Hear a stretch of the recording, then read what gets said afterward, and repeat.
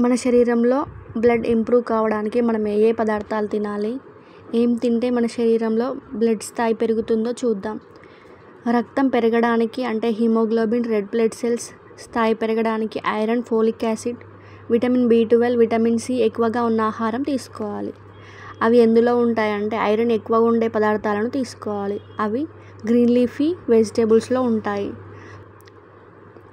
పప్పు ధాన్యాలలో కూడా ఉంటాయి. బెల్లం, ఖర్జూరాలు, లివర్, ఫిష్, చికెన్ వంటివి తినాలి. ఫోలిక్ యాసిడ్ ఉన్న పదార్థాలు ఏమిటంటే green leafy vegetables, citrus fruits, avocado వంటివి తినాలి. విటమిన్ B12 ఉన్న పదార్థాలు పాలు, పెరుగు, చీజ్ వంటివి తినాలి. చేపలు, గుడ్లు, మాంసం ఇందులో విటమిన్ B12 ఉంటుంది. విటమిన్ C ఉన్న పదార్థాలు తినడం వల్ల కూడా మన శరీరంలో రక్తం ఇంప్రూవ్ అవుతుంది. నిమ్మ, నారింజ, టమాటా, క్యాప్సికమ్ వంటివి తినాలి. బెల్లం, నిమ్మరసం కలిపిన నీరు తాగడం వల్ల ఐరన్ శోషణకు బాగుంటుంది. వీటిని మనం రోజు మన డైట్లో ప్లాన్ చేసుకుంటే మన శరీరం ఆరోగ్యంగా ఉంటుంది. మన శరీరంలో బ్లడ్ అనేది ఇంప్రూవ్ అవుతుంది.